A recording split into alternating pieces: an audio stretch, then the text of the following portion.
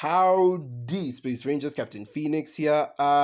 Today we are reacting to the Maul Shadow Lord trailer. For those who were paying attention to my community post, originally I was gonna post another video. Was it yesterday or today? But then I saw on the Star Wars channel page that instead they were gonna release the Maul trailer, and we were gonna find out the release date, the plot of the show, all that stuff. So I figured, okay, let me do the video first, this reaction video first, then I'll talk about the important big video second. I might end up regretting this. My video schedule is very bad right now. It is in the toilet. Not to mention I still haven't done the other stuff I promised I would do for early 2026. It's been a very messy month, guys. Please forgive me. So I'm just kind of going at it one step at a time. As you can see, I am not in my normal recording station, like with the environment around me, the lighting. I don't have my hats, but we can bear with that. I think you guys can bear with me on that one. So yeah, I'm just gonna react to the Maul trailer because this is a Star Wars trailer, and Disney is very lenient when it comes to who uses their clips and for what. I'm actually gonna let the trailer play in full. You're gonna see my real-time reaction, and then I will break it down, see what I can break down once the trailer is over. So yeah, I'm very excited for this. It looks pretty good, and it's good that we're out of the Star Wars animation drought now. Let me just make sure I don't have any Wi-Fi here. That's wonderful. 1 second.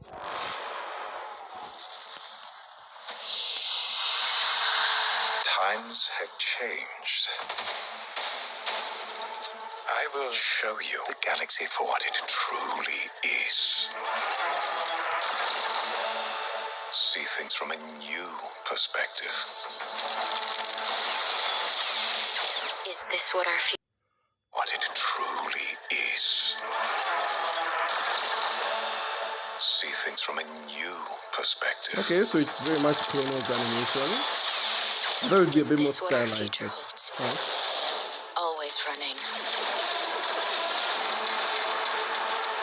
I invite you to look more closely. What are we dealing with? Good question. And I offer you an opportunity. April 6th. Okay, we got a date. Oh, hell yeah. Maul. This is the Clone Wars. We have all been made to suffer. We survive, but do not live. Okay. I just saw something interesting there. Wait, was that Maul with the machine gun? Was that Wait, whoa. There's some crazy stuff going on here.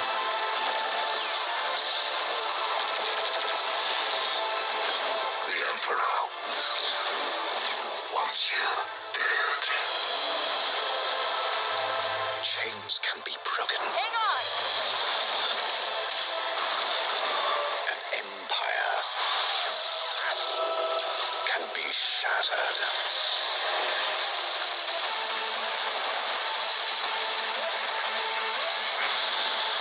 Holy crap. I'm actually speechless. Like, what did I just watch? There was a lot of stuff in there. There is a lot of stuff to unpack. Where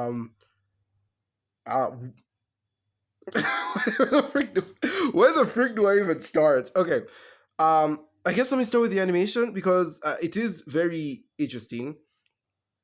Because the animation shown at Star Wars Celebration, yeah, this snippet that was shown at Star Wars Celebration, you see what I mean by it looked like Clone Wars animation but stylized. It looked more painted, I would say. From what we got at Star Wars Celebration, the clips we saw, this clip specifically, looked like the Clone Wars animation we're used to, but a bit more painted, a bit more, how should I say, a bit more liney, I should say, a bit more traily. But no, it seems to be very much Clone Wars animation. It's just Clone Wars animation, but better. And I mean, I'm not complaining. I love Clone Wars animation, so I'm happy to see it actually get better and evolve as the years progress.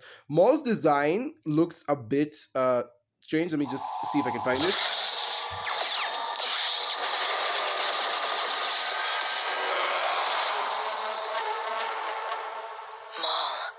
Yeah, here is Maul in all his Dathomirian glory. I don't know if it's just me, but I feel like Maul's a bit saturated, if you ask me. Like, he's very red. The red is like really popping off. Like the dark, the the design is very much Maul. Like this is undoubtedly Darth Maul, right? We know who this is.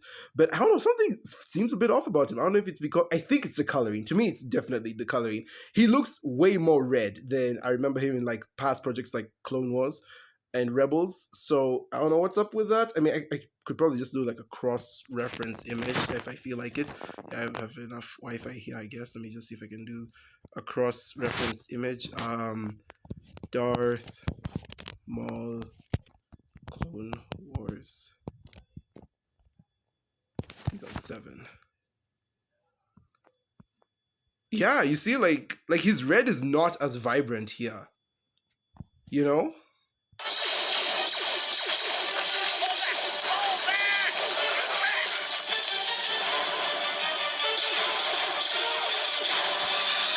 Yeah, I don't know. Again, maybe it's the lighting. Maybe it's just the lighting. Maybe it's just the coloring. But he definitely does not look as colorful here as he does in the new show. So let me just pull that image again. What are we dealing with?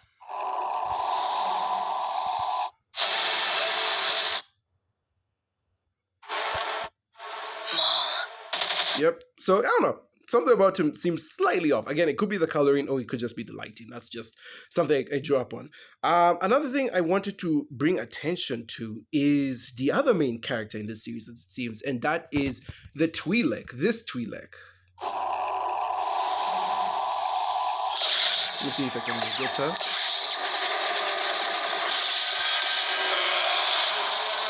This Twi'lek, there's definitely like better images of her in this trailer. I'm being lazy right now. But this one, from what I gather, this is gonna be Maul's apprentice. I remember something like this was mentioned at Celebration. The Darth Maul's gonna try and find himself an apprentice, and it seems that this Twi'lek, whoever she is, used to be a Jedi, and then of course Order 66 happened. She lost her home, she lost everyone she ever knew, and now Maul's gonna take her in as his apprentice. He sees that she's lost and alone, and he wants to bring her under his wing to become a new dark side agent. From what I've gathered, this seems to be very reminiscent of a character in the Legends storyline, a character called Darth Talon, who was Maul's apprentice in that storyline. I don't know if she's Darth Talon from like the actual EU or Legends, or if she was supposed to be in the original sequel trilogy script. Because for those who don't know, George Lucas, before he sold Star Wars, did actually have a script for the sequel trilogy, and the main villain in that trilogy was going to be Darth Maul, and his apprentice was going to be Darth Talon, a Twi'lek, a red and black Twi'lek, who was a Darksider. So again, I don't know if she's from those sequel scripts or she's just from the EU in general. I'm not big on EU knowledge. But yeah, this does seem to be a stand-in for Darth Talon, it seems. You know, she's a Twi'lek, she's an apprentice of Maul. Only thing missing is that she's not red and black, which I know the grifters are going to get on this show's case for. I can already see the Twitter posts, the Reddit posts, the YouTube thumbnails. There's going to be so many EU bros who are so upset she doesn't look like Darth Talon. She's not as sexy as Darth Talon. She's not wearing like a two-piece bikini. I can already see those images. You know, the big angry woman face with the laser eyes. Oh god, it's not gonna be fun. It's not gonna be fun. I'm calling it right now. It's not gonna be fun.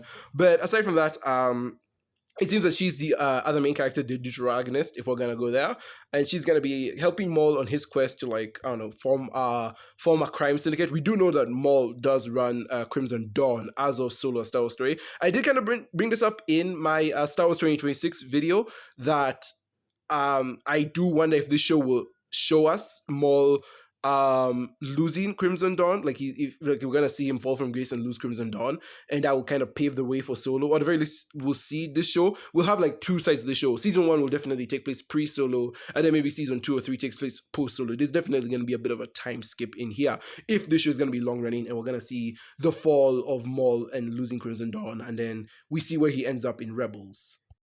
Here we have a slightly better image of the Twi'lek. Again, like, we can't really make out her face that well, but I mean, we know she's pink at the very least, so not red and black, but you know, it's still something. Oh, not to mention, she also looks young. I don't know if it's just me, but she also looks young for Twi'lek, so I know definitely the EU bros are gonna be so mad that Disney made her ungoonable or something. Again, I'm just imagining what's gonna come next, but we're not here for that. We're not here for the toxic Star Wars fans yet. We're here to analyze this, and there's a lot of stuff to analyze, quite a bit. it.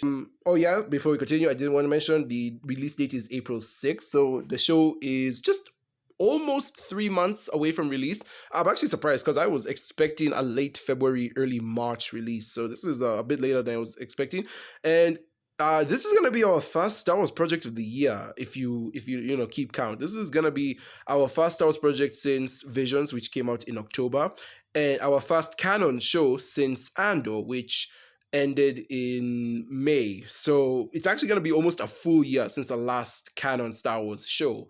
And so this is gonna come out in April. Then we're gonna get Mando and Grogu in May. So we know at the very least two projects are coming out in the first half of the year, which means Ahsoka season 2 and Star Wars The Ninth Jedi will come out in the back half of the year. I already kind of predicted that. I think I predicted this in my 2026 video. I predicted The Ninth Jedi will come out like in October, November, around there.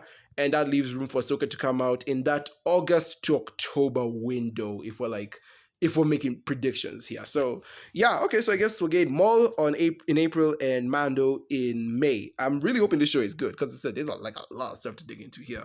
This scene is really cool as well. I really love how Maul uses his double-bladed lightsaber to deflect bolts. I've always wanted to see a character do that, a character with a double-bladed lightsaber that is, just kind of like spinning around, deflecting blaster bolts. I can't remember the last time I saw that, even if it ever even happened in canon. So like, I'm really, like this scene alone has got me hooked. Like I'm on board with this. It was made for me. Oh shoot, my YouTube.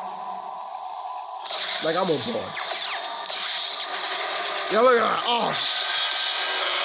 And then you have that iconic scream. Ugh. Sam Witwer is voicing Darth Maul, by the way. This is gonna be peak. I love Sam Witwer. Great actor, great voice actor. This guy also loves Star Wars, so it's just great to see someone who loves their job also giving it their all in this. Which, by the way, crap. Let's go back.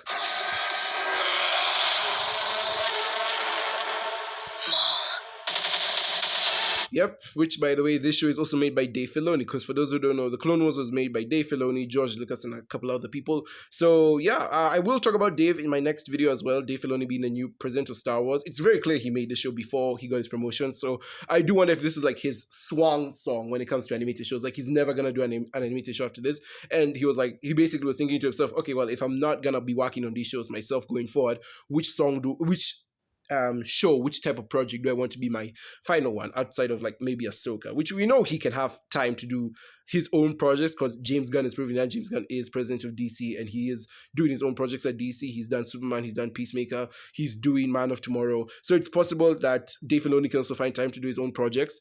But I can only imagine that he was like, okay, what project do I want to have before I become like, president, or while I'm still here, what project do I want to give out into the world before my plans change? And I can only assume that he and Sam Witwer just came together and said, let's just do a Maul show. Let's just like go crazy and do a Maul show. Put all the fan service in there. It's interesting. With that said, I am glad. Okay, before the Maul show was announced, I was not excited for this show. I'm going to be real honest with you. I'm not going to lie. I was not excited for the Maul show. I was not looking forward to it. And if anything, it felt again like another cash grab, pointless milking idea that we didn't need. And I'm still kind of on the fence. Like, don't get me wrong, a lot of stuff in this trailer has impressed me. A lot of stuff in this trailer is really cool and I can't wait to see it. But I'm still kind of on the fence because, like, to me, it's like, what more can we tell about Darth Maul's story? Seriously, what more is there to Darth Maul for us to learn about? We know how he came into this world through Clone Wars. We know what his role was, ultimate role was in Phantom Menace. We see him show up again in Clone Wars Season 7 for a really cool arc. We see him show up in Rebels for another really cool arc, and then we obviously see his death in Rebels. So it's like, what more is there to show, again, aside from him taking over Crimson Dawn? It's like, there's really not much that you can tell with Darth Maul. And this show at least has proposed an interesting question, showing Darth Maul having an apprentice, which, let's just skip a bit. Okay, I know this isn't the Twi'lek girl, but I'm just going to roll with it for now. So this show has proposed an interesting question. What if Darth Maul became a master? And I think this is a nice question that does harken back to his origins. Because remember, in the Phantom Menace, Darth Maul was killed, and Mace Windu and Yoda are talking at his funeral. And they're like, okay, well, we know a Sith is killed. This is a Sith who was killed. And they ask themselves, okay, so which one was destroyed, the master or the apprentice? And as we know, Darth Maul was the apprentice. So I think it's very interesting to see now this apprentice become a master. And it's very clear Darth Maul has always wanted to be a master. He's gained quite a few apprentices over the years. We had Savage Opress in the Clone Wars. We obviously know he tried to indoctrinate Ezra in Rebels, and so it's clear that he's gonna try and indoctrinate this Twi'lek girl as well in this show. And I'm very interested to see where that dynamic goes, whether or not she will actually fall to the dark side. Because for most of this trailer, we see her with a blue lightsaber. It's even in the next clip. Been made to suffer. We survive. Yep, we see her with a blue lightsaber. So even if she might be under Darth Maul's training, maybe she doesn't fully commit to the dark side. She doesn't bleed her lightsaber, and maybe she turns away from him. And honestly, given that we don't see this Twi'lek girl again in the timeline, if we take Rebels and the other stuff into account, like Ahsoka or whatever, we don't see her later on in the timeline. It's very likely that she dies, either by the Empire or by Darth Maul's hand. It's very likely that this Twi'lek is gonna die. I would be surprised if she survives. Genuinely, I'd be surprised and a bit disappointed if she survives. Because remember, this show is made by Dave Filoni. Almost all the characters in this show are made by Dave Filoni. Therefore, and as we all know, again, I'll mention this in my next video, but as we all know, Dave Filoni does have an issue with killing his darlings. He has a problem when it comes to perma-killing his characters. A lot of people have brought this up. So if this character really is made by Filoni and she and Maul are supposed to have a very back and forth, intense relationship, I can kind of envision a world where she doesn't die. I want to have faith in Dave. I really want to have faith that he will actually commit and kill her off. But given that they only kill off one member of the Bad Batch in the previous animated show, and again, as I said, Dave is known for not killing his main characters, giving them a lot of plot armor. It's also very likely she doesn't die. So I want to say I'll be surprised if she doesn't die, but at the same time, I won't. I'll be surprised if she lives throughout the whole show with no consequences, or she just goes into hiding, kind of like Barriss Offee. But I'll also be disappointed, and it's not like I wouldn't have seen this coming. But I'll also be surprised if she does die and Dave gives her a really good send-off. Again, time will tell what happens to this character. As I said before, I was going off track. Again, guys, the attention span is bad. But I was going off track. Before I was saying I wasn't really interested in this show. I wasn't interested in what Dave and the crew are pitching to us, because again, it's Darth Maul, what more story do you have to tell with him? But looking at this trailer, and again, I'm gonna dig into one more thing I saw that really got me going. It's clear that this show is very much a fan service show. It's made for the fans, and I mean, yeah, that's kind of what you expect when it comes to shows where they're milking a character, milking the IP or milking the marketability of a character. You'd expect it to be fan servicey, like Boba Fett. That's a character you expect to be full of fan service, and his show just wasn't that. So with Darth Maul, because we're expecting it to be fan servicey, and the trailer has shown us a few things that are very fan servicey. I think again, the double-bladed lightsaber twist, in my opinion, being a good example of that. I do think at the very least it would be good for a fan service show. Dave knows what the fans want, and he wants to give them that because, well, we don't really get it from other shows. Say what you will about Andor, but it's very clearly not meant to be a fan service show.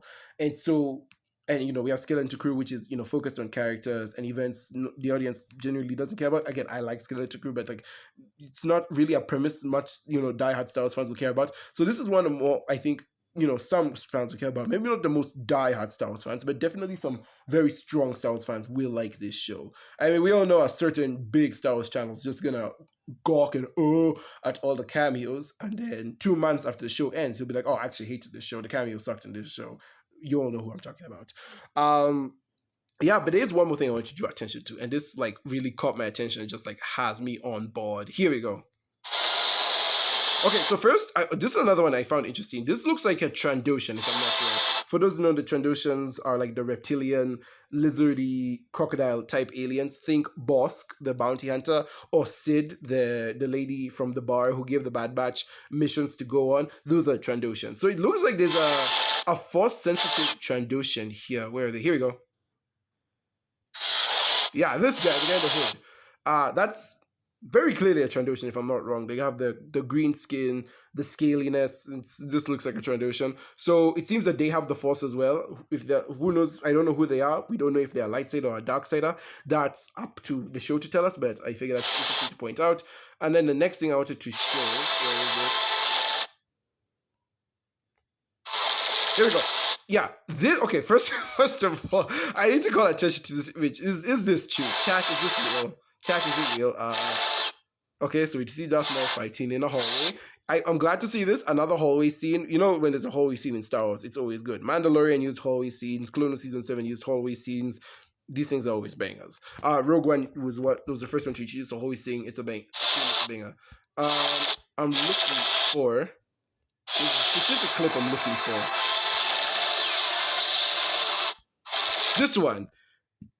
Is that Darth Maul using a minigun? Like, genuinely, is that Darth Maul using a minigun? I mean, it could be another Trandoshan for all we know, but like the red skin, the horns, you know?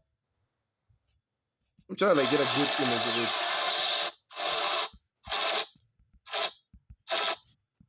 There's like a split frame. There's one frame where you can find it. There's like a very split frame. You gotta check it out a second.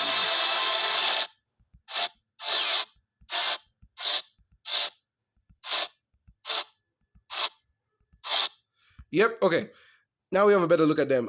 This is definitely a Dathomirian, but I don't think it's Darth Maul. Look at the tattoos. The tattoos aren't as black as they are on Maul's skin, nor do they seem as thick. These tattoos are a lot more thin, and could be me. This could be the lighting, so I could be completely wrong. But from what I can tell, these tattoos are also blue. Maul's tattoos are black. So yeah, and then of course we see them wearing a half mask. Maul has never worn a half mask before, so I don't think this is Maul. This is definitely another Dathomirian for sure. The horns, the red skin, the tattoos, but the markings are they tattoos or are they markings? I think they're markings. Tattoos are something you put on your body. Markings, I guess, would be something you're born with. So yeah, again, the markings look different than Maul's. So they're not as thick and they look blue according to this image. But I don't know why. But Dathomirian just using a minigun just goes so hard for no reason. I think that's a Mandalorian there. Is that Bo-Katan? Wait, is that Bo-Katan? Okay, it's definitely a Mandalorian, but I don't know if it's Bo-Katan. I was gonna say it's Bo-Katan because I saw like the bob hair. I thought the helmet was the bob hair, bob orange hair. I was like, there's only one Mandalorian I know who has like orange hair and it's shortcut, and that's Bo-Katan. But no, this is just a Mandalorian with a helmet. So we know it's a Mandalorian because of the helmet and the flamethrower. The question is, which Mandalorian is this who's attacking? Is that an Imperial or is that Maul? That's an Imperial, I think. Yeah, it's an Imperial. Yes, this is what I wanted to draw attention to.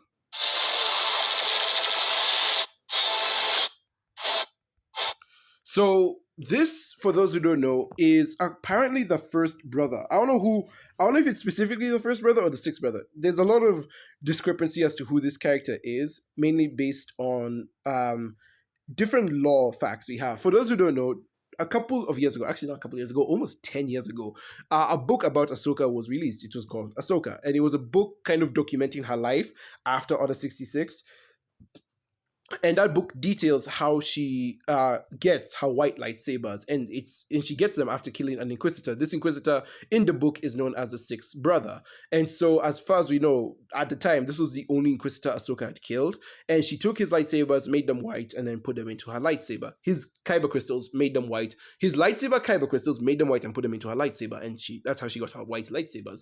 So a lot of people, that just kind of seemed to be the story for then. But then a couple of years later, we obviously got Tales of the Jedi, and in that show, Ahsoka fights an Inquisitor, and that Inquisitor, she kills him and she steals his lightsabers. Well, at least that's what we assume. But in that show, Ahsoka kills the Inquisitor, and this is the Inquisitor we're looking at, the one with the skull beak mask. That's the Inquisitor who showed up in Tales of the Jedi. That's the one who Ahsoka killed. And a lot of people, for the longest time, a lot of people believe the Inquisitor to be the sixth brother, because again, they were kind of assuming that Tales of the Jedi episode was based on the book, at least as far as we were aware. That Tales of the Jedi episode was based on the book, because again, that episode described Ahsoka living on a farm, and he described the kids or the people of that farm exposing her to the Empire, and then of course she kills the Inquisitor. So a lot of people, including me, assumed that episode was likely adapting the Ahsoka book. But ever since that episode came out, we've received conflicting information on who this character is. Because again, the book readers, including myself, assumed that this Inquisitor, this character from the Tales of the Jedi episode, was the sixth brother. He was the sixth brother who was just given a new design. But since then, we've received conflicting information from Star Wars and Dave Filoni about who this character is. Some sources say he's actually the sixth brother, from that episode. Other sources say he's the first brother. This character here is the first brother. Now, this is also conflicting information because for the longest time, a lot of Star Wars fans, again, myself included, assumed that the Grand Inquisitor from Rebels was the first brother. Now, that seems to not be the case anymore. Grand Inquisitor no longer means first brother or first Inquisitor. It just means the Grand Inquisitor. You're the boss of all the other Inquisitors. You don't have a number. And if you have a number, you're most likely Inquisitor 0. That's most likely what you are. You're Inquisitor 0. You don't have a designated number. However, again, since the Ahsoka episode released, we've received conflicting information. So it seems the Grand Inquisitor is no longer seen as the first brother. He's now just known as the Grand Inquisitor. And this character here is now known as the first brother, which is weird because that means Ahsoka killed 2 Inquisitors in a similar manner. Again, if this information is true, it means Ahsoka killed 2 Inquisitors in a similar manner. She lived on a farm, the people of that farm exposed her as a Force user, and an Inquisitor came over and she killed that Inquisitor with relative ease. That's literally what happened both in the book and the Tales of the Jedi episode. And in only one of those instances, she took the Inquisitor's lightsabers and made them white for her new lightsaber. Very weird. I said, this one is a bit of canon that kind of bothers me because it's like, which one is it? Is it true? Is it not? And it feels like Dave just kind of stepping on previous storytellers just to tell his own thing, which like he's allowed to do. He's allowed to change aspects about Ahsoka's story, because again, Ahsoka is his character. He's basically allowed to change whatever aspects he wants about her, but it feels weird that he gave Ahsoka the exact same story twice. And again, it kind of creates a lot of confusion about who this character specifically is. I don't know, we'll probably see it like in the credits of the episode who he actually is, and I'll confirm it once and for all who his character is. In my mind, he's still the 6th brother. It feels weird calling him the first brother, so in my mind, he's the 6th brother. And until the episode credits expose who he is, I'm going to call him 6th brother.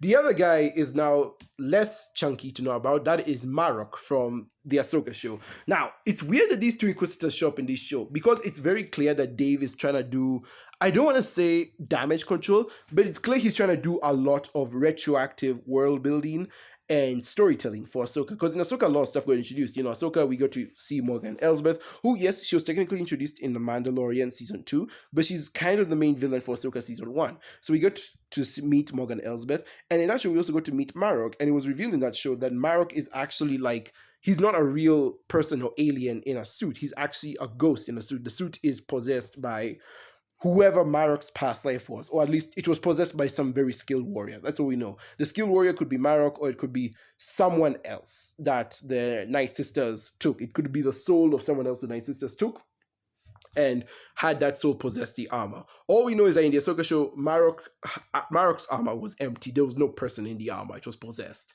So it's interesting because this is very clearly Marok before he died. This is Marok before the whole suit being possessing. We also saw Marok a bit in Tales of the Empire. So again, it feels like Dave is doing a lot of retroactive world building. It's like he introduced a lot of elements in Ahsoka, and then he realized those elements were not explained properly or not expanded on meaningfully. And because he wasted a lot of those elements, again, he killed Morgan in Ahsoka and he killed Marok as well a second time in Ahsoka. It feels like he wants to bring a lot of those elements back in prequel content just to give the villains a bit more depth, a bit more character, and a bit more, let's just say depth. He wants to give them a bit more character and a bit more depth just to make them feel like a real character before we see them die. Again, we saw Morgan die in Ahsoka, and then she got a whole prequel arc in Tales of the Empire the year after. And Marok, it's more or less the same thing. We saw Marok's ghost die again in Ahsoka, and since then we've seen Marok show up in Tales of the Empire, and he's showing up in the Maul show. So it's very clear Dave is trying to do some retroactive characterization and character development for Marok. It's very clear he's working backwards. Is this a good thing or a bad thing? I do think it's kind of a bad thing because like you didn't have enough faith in these characters to be strong enough, or you at the very least you didn't write these characters to be cool or have enough depth to carry a story in the main story you introduced them in. And so you want to give them some background stuff to make them look better.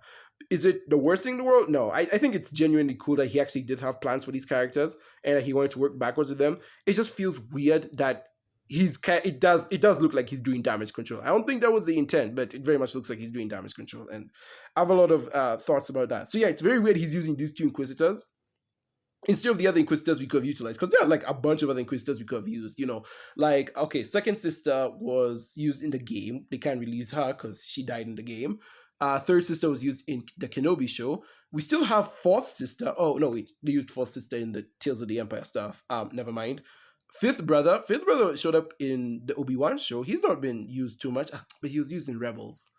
Sixth brother is technically dead, but they could have used him at this point in time. Assuming this character is Sixth brother, then I have no issue because they're using him. They're actually using him in prequel content. But if it's not Sixth brother, then again, it's just weird that they're not using him. They have to call him first brother, even though at this point in time, like, Sixth brother would actually be alive. Seventh sister, they used her in Rebels. Eighth brother, they used him in Rebels. Ninth sister, they used her in the game, and they kill her off in Jedi Survivor. And 10th brother, yeah, 10th brother, we don't see him. 10th brother is apparently a fallen Jedi, a Jedi master, not just a Jedi apprentice, a Jedi master. He was like a big character in the comics, but we know he died in the comics. And then we know 11th and 12th brother and sister were killed in the comics. And I think there was a 13th sister around there. So, like, yeah, it feels weird. Like, they could have utilized the 13th sister. We know she's a character who exists, but, like, there's not really much story on her, so they could have used her. They could have utilized Sixth Brother, in this show to actually show him. Like, instead of creating First Brother, again, assuming this is First Brother, it feels weird that they would just create a whole new character. They could have made him Sixth Brother, in my opinion. They could have made him Sixth Brother. Marok, we don't know who Marok is. Genuinely, we don't know what number Marok falls under. For all we know, he could be the 14th brother. But that's just speculation, and I'm only assuming that because, again, process of elimination. So yeah, we don't know who this guy is, the guy in the mask. I'm assuming it's Sixth Brother, but if it's First Brother, then it feels weird they're not using Sixth Brother, especially since, again, he dies in the book very quickly. And we know Marok is also an Inquisitor. What number he is still a mystery. I'm just going to call him the 14th brother because that's the only number that makes sense as of now. We know 11 and 12 were killed in the comic.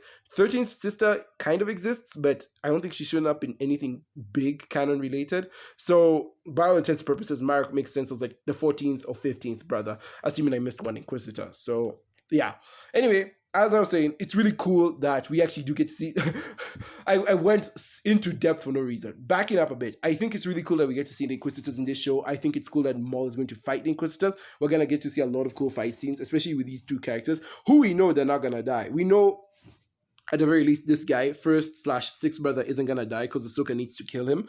And Marok could technically die in the show. I can see Maul killing Marok in this show, and then after he kills Marok, then the Night Sisters find him and they resurrect him and put his ghost in the suit. I can see that being a possibility, especially since Maul himself is a Dathomirian, meaning he's a Night brother. So it's very possible that Maul fights Marok on like Dathomir, kills him on Dathomir, and then the Night Sisters take Marok's body, remove the body from the armor, and then repossess the armor with his spirit. I can see that being a possibility. So yeah, so we know again, Fast Six brother isn't gonna die, but Marok is on the table. I can see Marok dying, and I think that would be a really cool way of having him die and then bring him back for the Ahsoka show. And it's very clear that they're only using these two Inquisitors because they're the only Inquisitors they can use, or at the very least, they're the only Inquisitors they can use without them crossing over into other stories. But yeah, it's really cool. And yeah, so I think we could get a lot of cool fight scenes with these. I think it will be cool to see if this is what kills Marok. Oh, one more thing. I think this will also be a really cool way of having Maul become the Shadow. For those who don't remember, in the Rebel Season 3 finale, we get to see the other Inquisitors react to Maul. When Maul teams up with Kanan, Ezra, and Ahsoka to fight the Inquisitors, the other Inquisitors get scared of Maul. Like, they're actually terrified of him, and they call him the Shadow. No way, it's the Shadow. And what is this show called?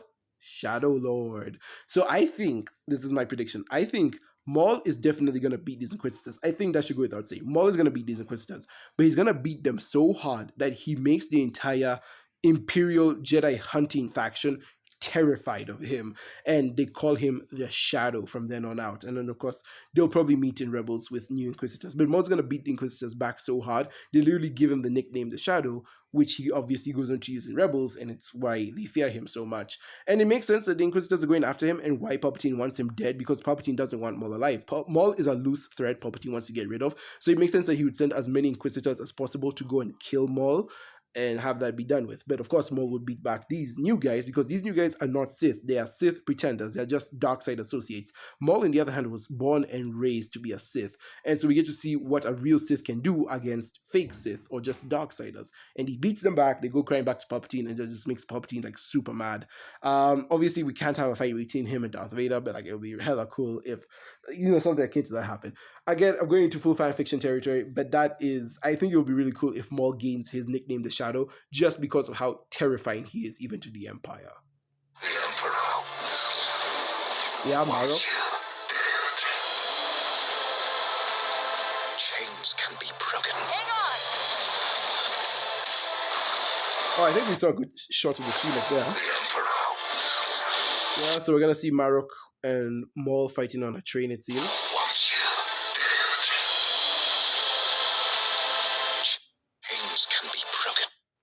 Yeah, here we go. Now we get a better look at this Twi'lek chick.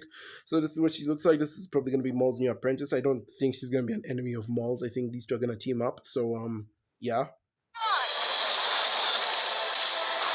I don't know who this Senator Agent guy is. I've seen him a lot in this trailer. He looks like a governor of sorts. So I don't know if he's going to be like an ally or an enemy. Empires can be shattered. I love that. That lightsaber throws slices through three people. It's beautiful. The combat in this show is going to be amazing. It's going to be so freaking Chains amazing. can be broken. Hang on! This lightsaber throw is so freaking sick, bro. It's so beautiful. This combat in this show. Can be shattered. I cannot wait to see the fights. The fights alone are going to carry this show. It's going to be high moments in aura all the way. I wonder how many episodes this is. I actually don't know how many episodes this show is going to be. Could be 16 for we know, like how most of the Disney Plus shows are. But obviously, when it comes to good stuff, it's most likely going to be like 10 to 12. That's how much I'm betting. Can be shattered. Oh, I think that was it. I think we just saw him kill Marok. Empires can be shattered. Yeah, I think we just saw him kill Marok. Okay then. Maul Shadow Lord. April 6th. Locked the freaking. I'm gonna be sitting down with my popcorn on that day. Oh my goodness. So yeah, that was it. That was the Maul Shadow Lord teaser trailer reaction and breakdown. I know this one was long, guys. I am so sorry. I did not expect this breakdown to be that long, but this trailer was actually that good. This show has actually made me excited. I'm on board with this show. I am actually very much on board with this show. Like, if all else fails, if the writing fails, if the storytelling fails, at the very least, we'll have hype moments in aura, right? At least we'll have that fan service. So at the very least, we know that the show will be mid at best. At best. So yeah, I'm excited. I'm not excited, but I'm on board. I'm actually on board with this show now. I don't know if I'm the most excited for it, but I'm definitely on board. Tell me how you guys are feeling about Maul Shadow. Tell me if you're excited, if you're not excited, and how you're feeling about this show, like whether or not you're, like whether or not it'll be good, whether it deliver, and if this is a good swan song for Dave Filoni to go. I say swan song, but like he's also doing Ahsoka season 2. This isn't just Dave's year, very clearly. But tell me what you think of this show and what you think of this new Star Wars animated show. I'm glad that they're at the very least taking themselves a lot more seriously. It's like Resistance came, and then Disney realized, okay, making our animations solely targeted towards kids ain't working. Make them a bit more serious. And then we got Clone Wars Season 7, we got Bad Batch, and now Game Maul. I love that we're getting actual serious, not serious, but like actual animated shows that are very much serious about their storytelling and want to go bigger with the concepts. Very happy to see that. And hey, we get to have another alien main character in a Star Wars show. Last time we got this was obviously Ahsoka, but like we haven't had an alien main character in a Star Wars show. We have Clone Wars, you could say technically was Ahsoka's show, I guess. But Rebels was very much Ezra's show, and he's human. Bad Batch is for the clones, and they're human technically, and of course Resistance was human. So it's nice that we're going back to having an alien main character. It's like it definitely gives that nice Star Wars edge to it. So yeah, anyway, I'm about the Maul show. You guys tell me how you're feeling about the Maul show. Are you feeling good? Are you feeling bad, pessimistic, optimistic? Let me know down in the comments below. And as always, be sure to like, if you like, subscribe if you haven't already. And as always, I will see you in the universe. Goodbye, my Rangers.